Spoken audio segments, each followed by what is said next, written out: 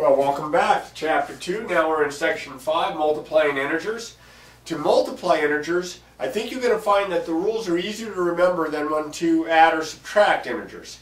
Now, we all know that a positive times a positive is equal to a positive. We've learned that since like 3rd or 4th grade. What about a positive times a negative?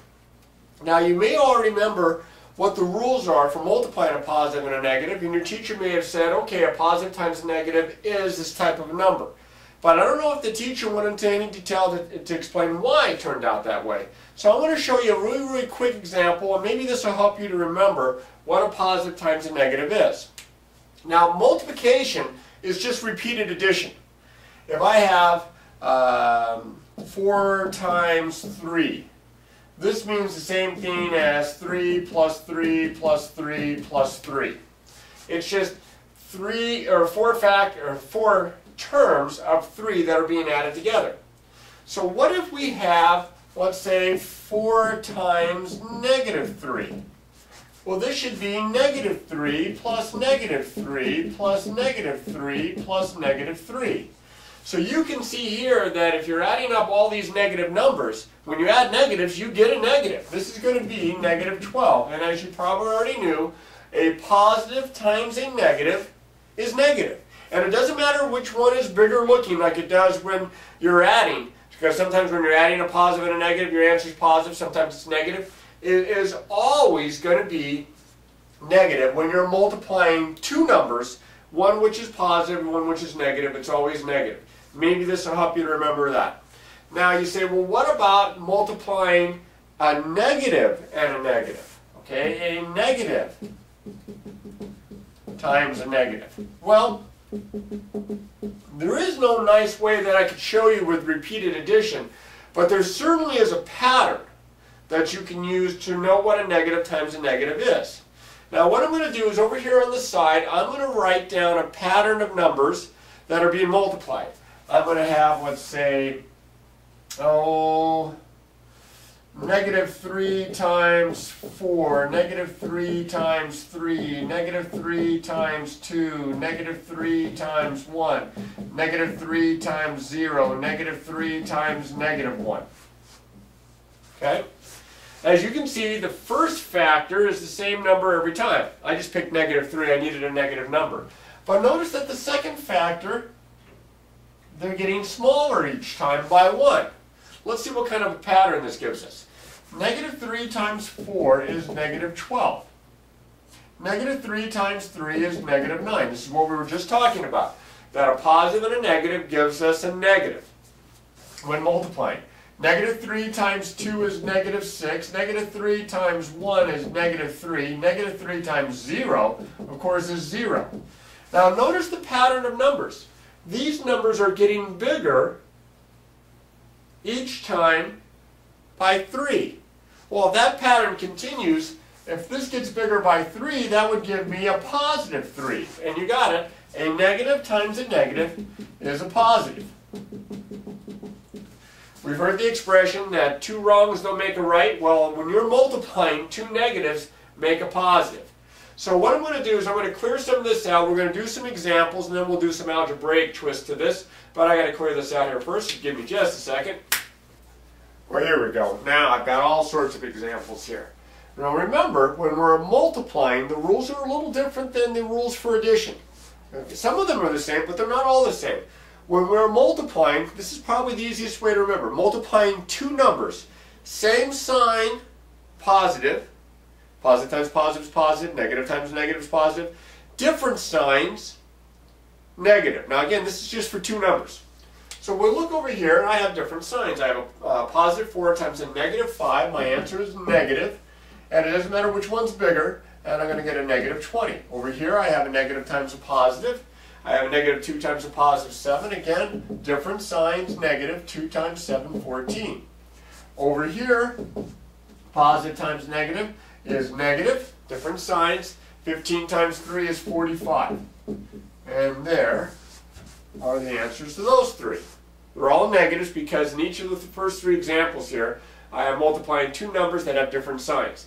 Here, I am multiplying two numbers that are all negative. Negative times negative here, negative times negative here, negative times negative here. Remember, we just talked about this. If they have, if the two numbers that we're multiplying have the same sign, they're both negatives, our answer is positive. So this is a negative times a negative. This is going to be a positive 48. This is a negative times a negative. This is going to be a positive 42. And this is a negative times a negative. Negative 10 times negative 8. This is going to be a positive 80. Same sign positive, different signs negative. Now you have to be careful because those rules work when you're multiplying two numbers. If you're multiplying more than two numbers, you have to be a little bit more careful. But there's a trick that you can use to help you remember what the sign of your answer, the sign of your product is going to be. And what you do is you look at however many numbers you're going to multiply, how many factors you have, and you look to see how many of the factors are negative numbers. For this first example here, I have two factors that are negative.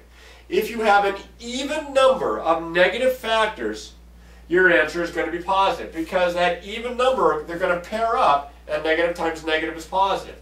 So I know that this answer here, whatever this is going to be, this answer here is going to be a positive number. So now it's just a matter of multiplying it all out. 7 times 3 is 21. 21 times 6 is 126. Positive, I knew from the very beginning. Now over here I'm multiplying three numbers together, but only one of the factors is negative. If you have an odd number of negative factors in your product, your answer, your product, is going to be negative. So before I even do any multiplication, I already know my answer is negative. I knew it was going to be positive here because I had an even number. I know it's going to be negative here because I have an odd number. And again, it's just a matter of multiplying the numbers out. 6 times 2 is 12, times 3 is 36. My answer is negative 36. Okay, now on the last example that I have there, I have 4 factors, and all 4 factors are negative. Okay, it doesn't matter that they're all negative, it matters how many are negative. And in this case, I have 4, an even number. An even number means my answer is going to be positive. So I'm going to multiply these numbers together, and I know my answer is going to be positive. 1 times 5 is 5, times 2 is 10, times 3 is 30. I know my answer is positive 30. Now the rules for multiplication are important because they're very similar to what we're going to see later on with division. Okay, but remember, if you have an even number of negative factors, an even number means it's going to be positive. You're going to have a positive product. If you have an odd number of negative factors, notice negative factors. Doesn't matter how many are positive. Your answer is going to be negative. Key to remember. Okay, when there's only 2 numbers that you're multiplying, same sign positive, different signs negative. But if there's more than 2 numbers, if you have 3, 4, 5, 6, 7 factors, then count the number of negative factors. Okay, let me clear this off. We're going to finish up with a couple more examples here. 1 second. That's better. Here we have some more examples here. We've got a couple of evaluation problems and a couple of simplification problems. Let's start with the evaluation problems. Remember, when we are evaluating, we're trying to find the value of the expression. I have 4ab, which means 4 times a times b. So I'm going to substitute negative 3 in for a, and I'm going to substitute negative 5 in for b. So I'm going to have 4 times negative 3 times negative 5. Well, I'm multiplying more than 2 numbers. As you can see, I have an even number of negative factors. I know my answer is positive, and it's just a matter of multiplying through now. 4 times 3 is 12, times 5 is 60. My answer is positive 60. Down here, I'm going to substitute negative 7 in for the 1 variable and evaluate this. So this is negative 5n, this is negative 5 times n, or in this case, negative 5 times negative 7. Careful with your signs. Now I'm multiplying 2 negatives, same sign positive, and I'm going to get a positive 35. And those are pretty straightforward. You have the extra step of substituting in, but then you remember your rules for multiplying integers. Now down here, there's a little bit of a twist to it. This is a little bit more of an algebra problem. We are asked to simplify. And if you look at these, you say, well, those are not like terms. You can't combine those. Well, they're not even terms. You are multiplying. These are factors. So you can multiply any kind of factor together. They don't have to have the same variable. They might not. You can multiply those together. by multiplying the coefficients. The coefficient of the first expression here is positive 4. The coefficient of the second expression here is negative 7. Multiply the coefficients. 4 times negative 7. Positive times a negative is negative, so that's negative 28. And then the factors of m and n are put onto the end here to show the complete product. This is negative 28 times m times n, or just negative 28 mn. A little simpler over here. I'm going to multiply this number times this expression with the variable by multiplying the number and the coefficient of the expression.